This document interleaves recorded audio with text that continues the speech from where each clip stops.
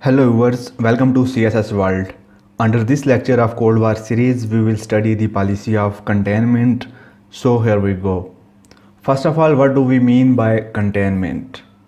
Containment is basically an action of keeping something harmful under control or within limits.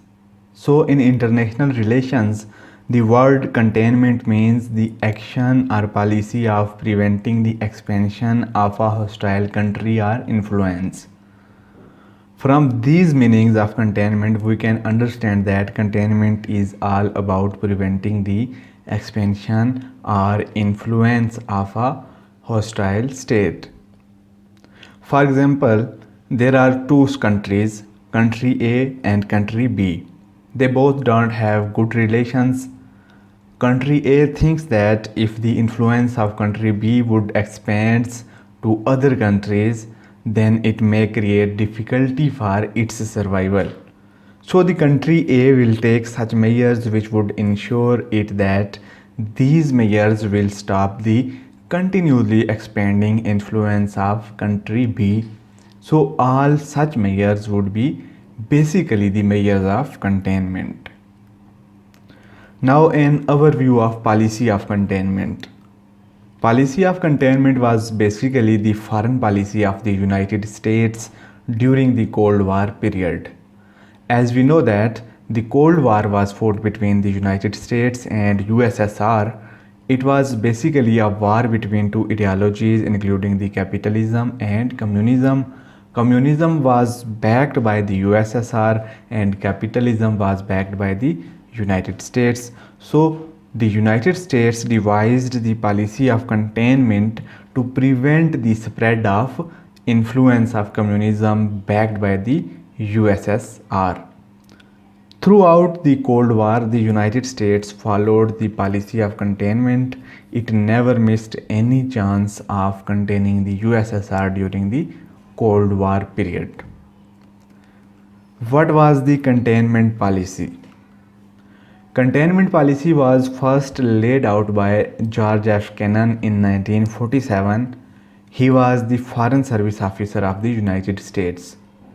The containment policy given by Kennan stated that communism needed to be contained and isolated, or else it would spread to neighboring countries. American foreign policy advisors believed that once one country fell to communism, each surrounding country would fall as well, like a row of dominoes. This view was known as the domino theory. Adherence to the policy of containment and domino theory ultimately led to United States intervention in Vietnam as well as in Central America and Grenada. Long-lasting containment policy. Containment remained central to American foreign policy throughout the Cold War, which saw rising tensions between the United States and the Soviet Union.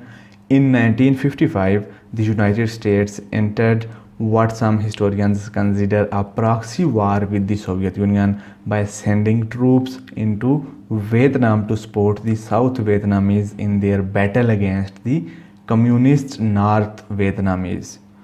The United States' involvement in the war lasted until 1975, the year the North Vietnamese captured the city of Saigon. A similar conflict took place during the early 1950s in Korea, which was likewise divided into two states. In the fight between North Korea and South Korea, the United States backed the South while the Soviet Union backed the North.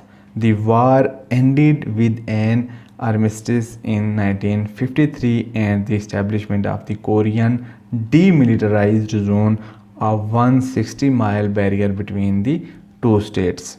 So in this way, the United States kept on implementing the policy of containment throughout the Cold War.